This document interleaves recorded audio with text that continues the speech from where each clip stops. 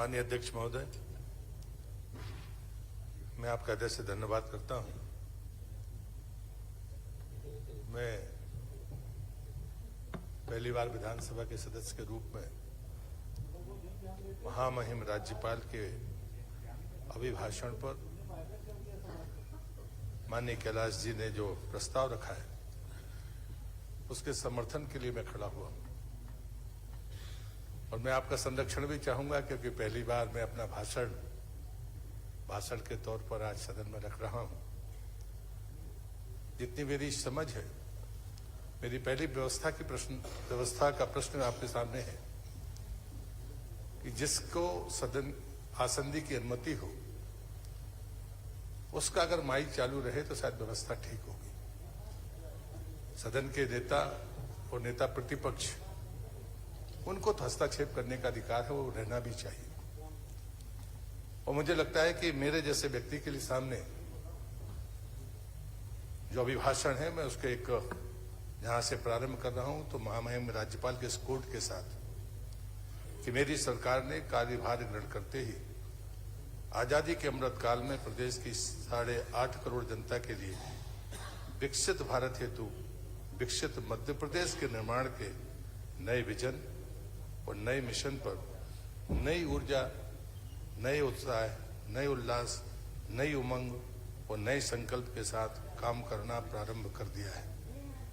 और इसलिए मैं इस सदन में खड़े होकर हमारे मुख्यमंत्री आदरणीय डॉक्टर मोहन यादव जी का हृदय से अभिनंदन भी करता हूं और उनको शुभकामनाएं भी देता हूं कि इस संकल्प को हम आने वाले 5 साल में जरूर पूरा करेंगे, जो महामहिम राज्यपाल के अभिभाषण में उन्होंने आपसे अपेक्षा की है। सबका साथ, सबका विकास, सबका विश्वास और सबका प्रयास, माननीय प्रधानमंत्री जी के इस मूल मंत्र को लक्ष्य बनाकर मध्य प्रदेश को हर क्षेत्र में देश का अग्रणी राज्य बनाने का संकल्प 2023 मेरी सरकार ने आत्मसात कर लिया है।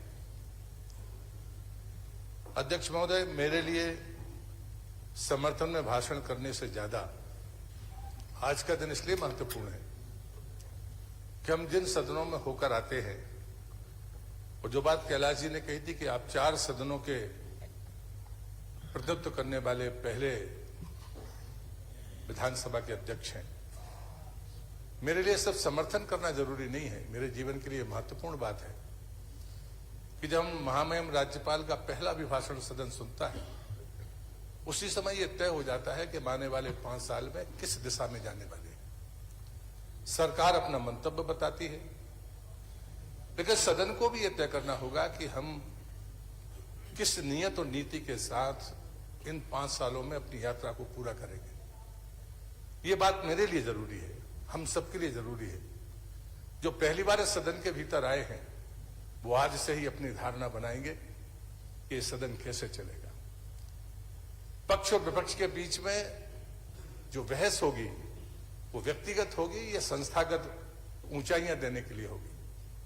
आने वाले 5 वर्षों में मध्य प्रदेश किस ऊंचाई पर पहुंचेगा। यदि देश के प्रधानमंत्री इस बात का संकल्प लेते हैं कि हम 2047 का विजन रखते हैं और आने वाले 5-7 सालों के भीतर भारत की अर्थव्यवस्था आने वाले 3 स्थानों पर होगी। जब उन्होंने ये बात कही थी तब लोगों ने मजाक उड़ाया था, लेकिन पता नहीं चला अभी पूरे 10 साल नहीं हुए हैं और हम 4थी अर्थव्यवस्था के पायदान को पार कर रहे हैं। अभी 7 साल हमारे पास बाकी है। मुझे लगता है इस पर तो हर भारतीय को गर्व होगा। हम किसी हमारे मतभेद हो सकते हैं, लेकिन यदि मध्य प्रदेश देश के अव्वल राज्यों में नहीं होगा तो शायद ये लक्ष्य हम प्राप्त नहीं कर सकते। और मैं पूरी जिम्मेदारी के साथ में कह रहा हूं, मेरे भाषण करने का तरीका किसी को खुश करने का नहीं होता। मैं मध्य प्रदेश सुंदर राज्य, इससे कोई असहमत नहीं होगा। मध्य प्रदेश के पास में संसाधन है, इससे कोई असहमत नहीं होगा। मध्य प्रदेश के सामने संभावना है, इससे कोई असहमत नहीं होगा। मध्य प्रदेश के पास ये चीजें और भी जगह हो सकती है, लेकिन जो हमारी भौगोलिक परिस्थिति है, उस परिस्थिति में सप्लाई चेन का सबसे बड़ा केंद्र अगर कोई हो सकता है तो वो मध्य प्रदेश हो सकता है। इसे कोई इंकार नहीं कर सकता। और इससे बड़ी बात जो होती है, जो महामहिम ने अपने एक बिंदु में कही भी है कि मध्य प्रदेश शांति का टापू था, शांति का टापू है और शांति का टापू रहेगा। लेकिन जो हमारी सबसे बड़ी पहचान है कि आप अन्य राज्यों में जाइए, क्षमा करिए चाहे सरकार किसी की भी हो, क्या वहां नस्ली भेद नहीं है? क्या वहां भाषाई भेद नहीं है? लेकिन मध्य प्रदेश ऐसी धरती है जहां पर हर जाति धर्म का व्यक्ति अपनी आजादी के साथ रहता है, नौकरी करता है और उसके बाद उस पर कभी उंगलियां नहीं उठती। हम नौकरियों के सवाल को जब पैदा करते हैं और पिछड़े और अग्रणी की बात करते हैं तो क्या बाकी राज्यों को मिसाल के तौर पर आप नहीं देखते, तुलना नहीं करते? और इसलिए मुझे लगता है कि मध्य प्रदेश को मध्य प्रदेश की छवि के अनुरूप, उसकी संभावनाओं के अनुरूप आगे बढ़ने की इजाजत मिलनी चाहिए। अगर हमें संकल्प दोहराना है, आलोचना हो सकती है। जब आप इस बात पर आलोचना करते हैं कि प्रधानमंत्री का नाम क्यों लिया जा रहा है, 14 बार मुख्यमंत्री का नाम लिया है, 28 बार उनका नाम ले लिया, मैं आपसे विनम्रता के साथ कहता हूं, मैं देश केंद्रीय मंत्री रहा हूं। जब मिलिट्स की बात आती है, ये आंकड़ा मैं सिर्फ नए सदस्यों की जानकारी के लिए दे रहा हूं, वरिष्ठों से तो मैं सीखने के लिए आया हूं। लेकिन जो पहली बार चुनकर आए उनको पता होना चाहिए कि वो अन्न सिरियन जो दुनिया का सबसे बेहतरीन भोजन था, उसको गरीबों का खाना बनाने वाले कौन थे? रावत साहब, आप जहां से आते हैं, आप श्रीरण्य के उस स्थान पर बैठे थे जहां सर्वाधिक उत्पादन होता था। इसे गरीब का खाना बताकर हमको दिशाहीन बनाने वाले लोग कौन थे? क्या इस पर चर्चा नहीं होनी चाहिए? आज पूरी दुनिया भारतीय खान पान, भारतीय जीवन पद्धति, भारतीय वेशभूषा, इन सबके तरफ भी अग्रसर हो रही है और आज पूरी दुनिया आपसे मिलिट्स मांग रही है। आज भी दुनिया में 40% सिरियन पैदा करने वाला अगर कोई देश है तो वो भारत है, और उसमें जो आपका स्थान है मध्य प्रदेश का, वो दूसरे और तीसरे नंबर पर। पूरी दुनिया आपसे मांग रही है और इसलिए मुझे लगता है कि इन चीजों को हमें एक बार पलट कर देखना होगा। गलतियां हमने कर ली, इसलिए उसको चलने देंगे? मुझे लगता है अध्यक्ष जी, इस बारे पर सदन में विचार होना चाहिए। मेरे एक स्वर्गीय मित्र थे, हम साथ पढ़ते थे, उन्होंने एक पत्र लिखा जिसमें मैंने सदन में, लोकसभा में भी उनकी बातों का उल्लेख किया। उसमें एक बात लिखी थी, पुराने खत पढ़ने का मजा ये है कि जवाब नहीं देने पड़ते, लेकिन जब मैं भाषण सुनता हूं तो हम उन्हीं बातों का उल्लेख करते हैं और जवाब मांगते रहते हैं। हम नई दिशा में आगे बढ़ने की बात करें, आगे चले, तो कहीं जाकर लगेगा कि नहीं, हम ठीक तरीके से आगे बढ़ने की तरफ आगे बढ़ रहे हैं। मैं कहानी किसी की आलोचना के लिए नहीं, लेकिन जो हम बारीकियां जो हम कई बार छोड़ देते हैं उसके लिए है।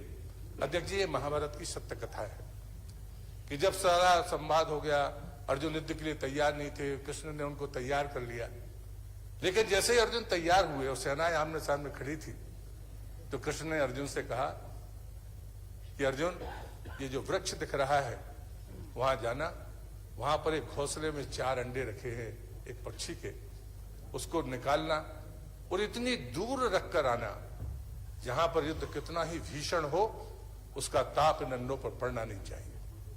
अर्जुन उद्वेलित हो गए, क्रोधित हो गए कि जब मैं आपसे कह रहा था कि युद्ध में लाखों लोग मरेंगे, परिजन समाप्त होंगे, तब तो आपने मुझे युद्ध के लिए तत्पर किया, लेकिन आज आपको पक्षी के अंडे दिख रहे हैं और आप हमसे कह रहे हैं कि आप उसको दूर रखकर आइए।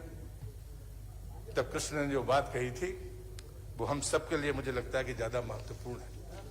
उन्होंने कहा था कि जो युद्ध के लिए तत्पर है उनके मरने और उनके जीने का कोई महत्व नहीं है, लेकिन जिसका युद्ध से सरोकार ना हो, अगर उसका नुकसान होता है तो ये हिंसा है। हिंसा और अहिंसा के बीच का ये फर्क सिर्फ इसी बात से तय होता है। अध्यक्ष महोदय, हम विरोधी हैं, हम विरोध के पक्ष में बैठे हैं, आलोचना करने का अधिकार, लेकिन व्यवधान करना और किसी भी हद पर चुटकी लेना, ये दोनों में अंतर है। चुटकी स्वीकार है और चुटकी इतनी भारी पड़ती है कि शायद गालियों से भी ज्यादा असर करती है, और दोनों को करती है, करने वाले को भी करती है, सुनने वाले को भी करती है, और पूरे सदन पर उसका असर होता है। और इसलिए आज हम इस बात का जरूर, मेरी अपेक्षा तो यही है कि हम संवाद को बेहतर बनाएं। आलोचना सुनने की हमें भी हिम्मत होनी चाहिए, और आलोचना करने की आपकी जितनी धार होगी वो सरकार को और इस राज्य के विकास को, दोनों को मदद करेगी, ये बात आप मानकर चलना। और इसके कई फर्क करना है तो हम ये कर सकते हैं कि अहंकार और स्वाभिमान के बीच के फर्क को हमें तय करना होगा। प्रेम और वासना के बीच के अंतर को तय करना होगा, ममता और मोह के बीच के अंतर को तय करना होगा, न्याय और अन्याय के बीच की रेखा बहुत बारीक है, विरोध और समर्थन के बीच के अंतर को फर्क करना होगा, और ये बारीक रेखा मनुष्य के विवेक पर निर्भर करती है। और मैं बड़ी गर्व के साथ कहता हूं, ये हमारे स्वयं के संस्कारों पर निर्भर करता है कि हम किस परिवेश में पले बढ़े हैं, उसके बाद ये तय होता है कि हमारी भाषा क्या होगी। अध्यक्ष महोदय, और इसलिए मैं बड़ी विनम्रता से साथ कहता हूं, जब हमारे प्रधानमंत्री इस बात को कहते हैं, जब मैं भाषण करता हूं, चाहे सदन में करूं या जनता के बीच में करूं, मैं हमेशा कहता हूं कि हमें भविष्य के पीढ़ी के बारे में जरूर विचार करना चाहिए, क्योंकि हमको बाकी जिंदगी वहीं गुजारनी है। पत्रकार दूसरा हिस्सा ये भी था, और मेरे मित्र ने मुझसे कहा था कि हमेशा हमें भविष्य के बारे में विचार करना चाहिए, क्योंकि हमें सारी जिंदगी भविष्य में गुजारनी है। अगर मेरी उम्र ज्यादा है तो मेरे बच्चे, आने वाली पीढ़ी के भविष्य के बारे में मुझे सोचना होगा कि उसकी जिंदगी कैसे बेहतर बनेगी। जो अगर ये ध्येय हमारे भीतर है, लेकिन अगर मुझे ही बने रहने का लालच है, तो फिर ना तो मैं किसी आगे वाले पीढ़ी की चिंता करूंगा, शायद खुद के भविष्य की चिंता करूंगा। ये फर्क जरूर है। और इसलिए जब मैं गर्व के साथ कहता हूं कि यदि गरीब कल्याण हमारा पहला पायदान है, तो गरीब कल्याण के लिए जो कुछ भी सरकारें करती है उसका अभिनंदन होना चाहिए। अगर आप 5 करोड़ लोगों की बात करते हो, गरीब अन्न योजना के तहत उनको अनाज मिला है, आयुष्मान कार्ड मिला है, तो फिर आपको भी पलट कर देखना होगा। आप भी सरकारों में रहे हैं, मैं तो तुलना की गारंटी देता हूं। आप हमारी आलोचना भर मत करिए, आप अपनी सरकारों की भी तुलना करिए कि आप भी सरकार में थे तो आपने क्या किया, और उसके बाद जनता फैसला करेगी। अगर मैं दूसरा पायदान है महिला सशक्तिकरण का। आपको लगता है कि हम अपनी सरकार की तारीफ कर रहे हैं, प्रधानमंत्री की तारीफ कर रहे हैं? नहीं, ऐसा नहीं है। ये तो पहली सीढ़ी थी जब हमने शौचालय दिया, दूसरी पीढ़ी थी जब हमने उज्ज्वला दिया, तीसरी पीढ़ी थी जब हमने प्रधानमंत्री आवास दिया, चौथी पीढ़ी थी जब जल जीवन मिशन का पानी उसके घर में पहुंचाया, लेकिन और उसके बाद 5वीं पीढ़ी थी कि हमने उसको महिला आरक्षण दिया सदनों के भीतर। लेकिन यहां पर काम बंद नहीं हुआ। ये वोट का खेल नहीं है। हम 2000 साल पहले आपको इतिहास पलटकर बताना चाहते कि आपने भी पढ़ा होगा, मैं आपको अनपढ़ नहीं मानता, आप में भी विद्वान लोग हैं जिन्होंने इतिहास पढ़ा है। इतिहास कोई बदल नहीं सकता। इतिहास 2000 साल पहले का कहता है, आदिगुरु शंकराचार्य के पहले, कि मात्र सत्ता से संचालित होने वाला देश है। ये मुगलों की गुलामी ने हमको इस परिवेश में लाकर खड़ा किया। ये हमारी बेटियां, हमारी बहुआं पर्दे के पीछे गई, चहरदीवारी के पीछे गई। आप इस कलम को ढोना चाहते तो मुझे कोई आपत्ति नहीं है, लेकिन हम तब तक नहीं रुकेंगे जब तक वो मात्र सत्ता की सर्वोच्चता प्रतिस्थापित नहीं हो जाएगी। ये सांस्कृतिक विरासत है। और इसलिए मुझे लगता है कि कई बार हमें लगता है, और आप हमारी आलोचना करेंगे कि आप तो रूढ़िवादी हैं, मुद्दों से हटा देते हैं। नहीं साहब, हम विकास चाहते हैं, लेकिन विरासत के साथ चाहते हैं। आज मध्य प्रदेश में माननीय अध्यक्ष महोदय, आदरणीय विद्वान सदस्य बोल रहे हैं। मैंने पहले भी कहा, विकास एक अनवरत चलने वाली प्रक्रिया है। हरित क्रांति का नारा भी कांग्रेस ने दिया था, हमारे प्रधानमंत्री ने दिया था, श्वेत क्रांति का भी दिया है। मातृशक्ति की जहां बात कर रहे हैं, पूर्व में यत्र नारायणस्तु पूजते रमनते तत्र देवता वाली बात हमेशा कही गई है। मैं तो ये चाहता हूं, मातृशक्ति को मजबूत करना है तो ये सदन प्रस्ताव करे कि विधानसभा लोकसभाओं में आरक्षण तत्काल लागू किया जाए। प्रस्ताव करके केंद्र सरकार को दिए। अध्यक्ष महोदय, और पंचायतों का आरक्षण, नगर पालिका नगर पंचायतों का आरक्षण ये कांग्रेस के समय में किया था। पंचायत अधिनियम पूरा मैंने ही बनाया था, उस समय आरक्षण हमने ही दिया था। हाँ, 33% को बढ़ाकर 50% आपने किया है, इस बात से मैं सहमत हूं। मुझे लगता है कि हम मांग के लिए यहां पर चर्चा में नहीं खड़े हैं। जब मांग की बात आएगी, पैसे मांगे चाहे अधिकार मांगे, अपन बात करेंगे।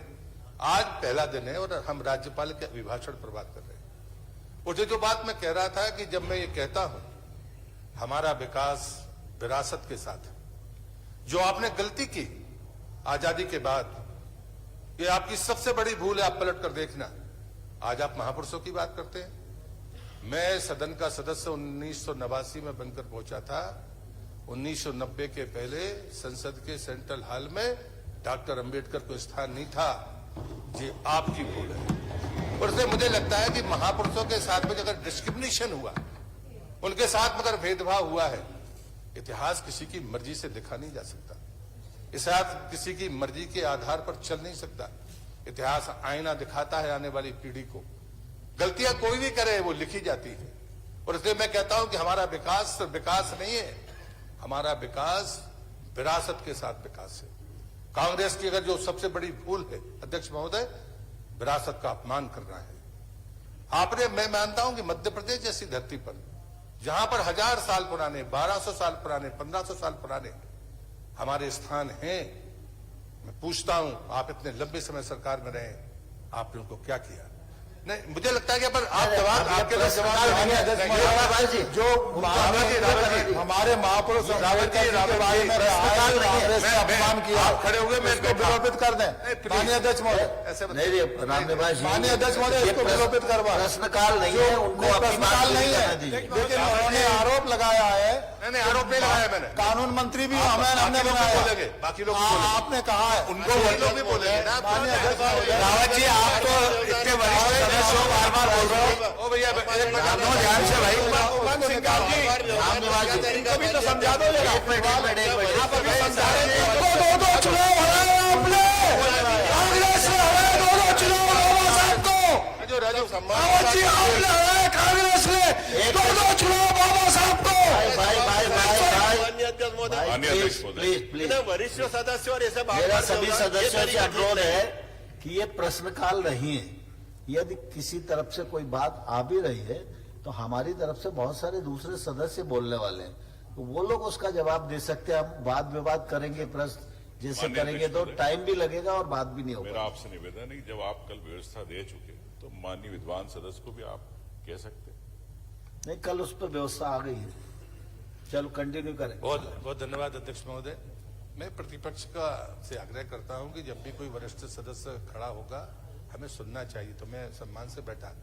मैं ये बात इसलिए कह रहा हूं कि जब कभी हमारे महामहिम राज्यपाल के अभिभाषण में 48 बिंदु अध्यक्ष हो गए, तो उतना तो मैं नहीं बोल सकता, कुछ बिंदु चयनित बिंदु ही बोलने होंगे। लेकिन जब टिप्पणियां ये की जाती है तो मैं कहता हूं कि जातिवाद की बातें तो सदन के भीतर बहुत हुई है, लेकिन जो प्रधानमंत्री ने नई जातियों की बात की है कि हमारा गरीब हमारी एक जाति हो सकती है, महिला, युवा और चौथा किसान। भारतीय अर्थव्यवस्था की रीढ़ आज भी किसान है। लेकिन किसानों के लिए जो चीजें हुई हैं, क्या उस पर हम सदन में चर्चा करेंगे और उसमें हम कमी बेसी ढूंढें और जरूरत पड़े तो कोई ऐसे सुझाव दें ताकि उनको और सुधार करके हम आगे बढ़ सके। और इसलिए मैं वही कह रहा हूं जो मैंने अनुभव किया है, जो मैंने देखा है। मैं जिन मंत्रालयों का सदस्य, अब आपने कहा कि स्कूलों में इतने में पानी नहीं, ये आंकड़ा पुराना है। यहां हर दिन मीटर चलता है, सरकार कांग्रेस की राज्यों में हो या भारतीय जनता पार्टी का हो।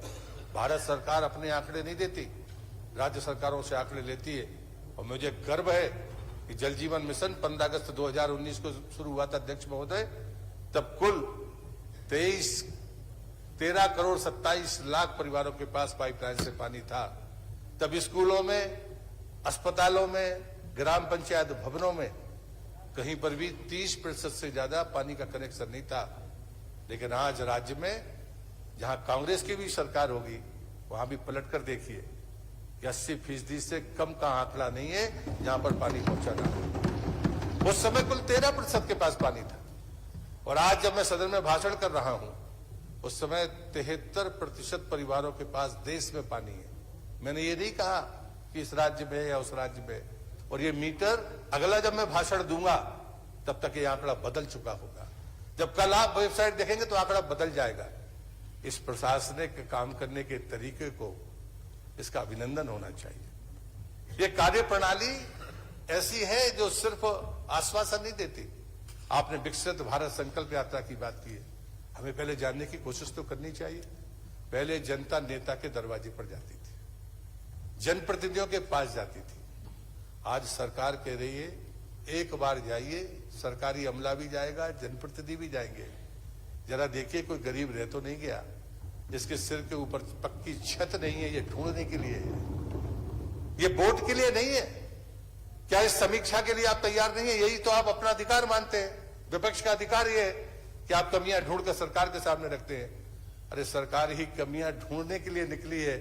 ये विकसित भारत संकल्प यात्रा का संकल्प है। और इसलिए मुझे लगता है कि आप तो जनप्रतिनिधि हैं और इसलिए अगर विधायक कांग्रेस का और नहीं जाएगा, ये आपकी गलती होगी लोकतंत्र में। हम सबकी जिम्मेदारी है गरीब आदमी को अधिकार देना, हम सबकी जिम्मेदारी है कमजोरियों को ढूंढना। इस सच्चाई को आप इंकार नहीं कर सकते कि सरकारें आपकी भी रही है, लेकिन लोगों के साथ अन्याय हुआ है, उनके अधिकार छीने गए। हमारा प्रशासनिक अमला होने के बावजूद भी, हमारा कानून होने के बावजूद भी उसे हक नहीं मिला। क्या ये सच्चाई नहीं है? ऐसे हजारों उदाहरण आपके पास भी होंगे, ऐसे हजारों उदाहरण मेरे पास भी है। और क्योंकि हमने जब राजनीति शुरू की थी तो विरोध की राजनीति थी, लेकिन आज जो विकास का पैमाना हमारे सामने है, इस गति को बरकरार रखना या इस गति को आगे बढ़ाना या इसे रोकना, ये तीन विकल्प हैं हम सबके सामने। मैं तो यही प्रार्थना करूंगा कि हम गति को और आगे बढ़ाएं, गति को इतनी ऊंचाइयों तक ले जाएं कि देश के प्रधानमंत्री होने के नाते जब वो अपेक्षा करते हैं मध्य प्रदेश से कि ये प्रदेश देश की राज्यों की श्रेणी में 5 साल बाद ही सही नंबर 1 पर पहुंचेगा, तो मुझे लगता है कि सिर्फ हम नहीं, आप भी गौरवान्वित होंगे। और यही हम भारत की अर्थव्यवस्था में हमारा सही योगदान होगा। भारतीय लोकतांत्रिक मूल्यों की बात आएगी। ये सदन ने कैसे कामकाज किया? सरकारें कामकाज करती हैं, उसका भी मूल्यांकन होता है अध्यक्ष महोदय, लेकिन सदन कैसे कामकाज करता है इसका भी मूल्यांकन होता है। ऐसा नहीं है कि लोग देखना नहीं चाहते। आज की नौजवान पीढ़ी एक एक चीज को देखती है। कल तक तो जो हम अखबार में छपते थे तो वही लोग जानते थे, अब तो जो अखबार में छप नहीं पाता उसके पैसे करोड़ों लोगों तक पहुंच जाता है। ये वो जमाना है, ये तकनीक का जमाना है। ये तकनीक हम सबको वो अवसर देती है कि हम अपने कर्तव्यों के निर्वहन में ईमानदार रहें। अध्यक्ष महोदय, इस अवसर का लाभ लेकर मैं एक बात मैं जरूर कहना चाहता हूं कि जब मैं पहली बार संसद सदस्य बना था तो सदैव अटल बिहारी वाजपेयी ने मुझसे कुछ बात कही थी, आपके माध्यम से कम वो नए सदस्यों तक पहुंच जाएगी। उन्होंने मुझसे कहा था कि आप चुनकर आए हो तो एक बात का ध्यान रखना कि जितनी वोटें एक लोकसभा क्षेत्र में होती है उतनी सभी में होती है, कम 5-10% कम ज्यादा होंगी। यहाँ बैठा हुआ प्रत्येक विधायक उन्हीं 2.5 लाख 3 लाख मतदाताओं के बीच से चुनकर आया है। हमारी हैसियत किसी की कम और ज्यादा नहीं है। आप मजाक उड़ा सकते हैं लेकिन किसी की हैसियत ज्यादा नहीं, क्योंकि मेरे नेता ने मुझसे कहा था सबकी हैसियत एक है, उतनी ही वोटों से लोग चुनकर आए हैं, कुछ तो उसमें होगा। तो ध्यान रखना, बोलने का मौका भले ना मिले नए होने के नाते, लेकिन सुनने का मौका तुम्हारे पास है, उसे कभी छोड़ना मत। दूसरा उन्होंने बात मुझसे कही थी, आसंदी जो डिवीजन नंबर तय करेगी उसके अलावा किसी की सीट पर बैठना नहीं, वो पीछे भी हो सकती है सबसे आखिरी में। तुम्हारे भीतर वो सामर्थ्य होनी चाहिए कि आसंदी और सदन जब तुम बोलो तो तुम्हें सुने, और जब तुम्हारा नाम पुकारा जाए तो आसंदी की नजर सीधी उसी कुर्सी पर जाए। ये अधिकार, ये विश्वास और ये संकल्प हमारे भीतर होना चाहिए। तीसरी बात उन्होंने मुझसे कही थी, ये जो बैल है इसमें कभी मत जाना। मुझे गर्व है, मैं अपने जीवन में 9 चुनाव लड़ चुका हूं, 6वीं बार जीता हूं। मैं अपने नेता की बात पर कायम हूं, मैंने अपवाद स्वरूप भी कभी इसमें पैर नहीं रखा। व्यवधान करना गलत है लोकतंत्र में, चुटकी लेना, टिप्पणी करना सही है। हम सुधारने के लिए भी कर सकते हैं, विरोध करें लेकिन उसमें इतना विनोद हो कि सदन भी प्रसन्न हो, जनता भी उस बात को देखे। मैं अपने प्रथम बार आने वाले सदस्यों से मैं प्रार्थना करता हूं, ये छोटी चीजें हैं लेकिन आदमी को बड़ा बना देती है, और इसलिए सदन कोई छोटा और बड़ा नहीं होता। मैं सभी प्रतिपक्ष के लोगों से भी कहूंगा कि हम कई बार हमें लगता है कि हमें विरोध के लिए विरोध करना है, ये प्रवृत्ति की बात है। और इसलिए मैं रूस के एक लेखक लियो टॉल्स्टॉय, बहुत बड़े लेखक थे, मैं उनकी इस कहानी के साथ में अपनी बात को समाप्त कर दूंगा। अध्यक्ष महोदय, उनकी मां राजघराने से थी। लियो टॉल्स्टॉय लेखक थे और उनकी मां को नाटक देखने का बहुत शौक था, तो जहां पर भी नाटक हो तो वो नाटक देखने के लिए जाती थी, और जब जाती थी तो वहां रोती भी थी, कोई भावनात्मक कोई उदाहरण हो, या फिर वो रोते रोते घर भी वापस आती थी। लियो बार बार इस घटना को देखते थे। एक दिन एक कड़कड़ाती ठंड में रूस में एक नाटक हुआ, तो उनका जो ले जाने वाला सारथी था, क्योंकि उस समय मोटर गाड़ियां नहीं थी, तो उसमें हाँकने वाला जो सवार रहता है ताना, वो हाँक रहा था और वो रोती जा रही थी, वो लौट के घर जा रही थी। लेकिन वो बाहर बैठा था तो ठंड में मर गया। वो रो रही थी नाटक देखकर।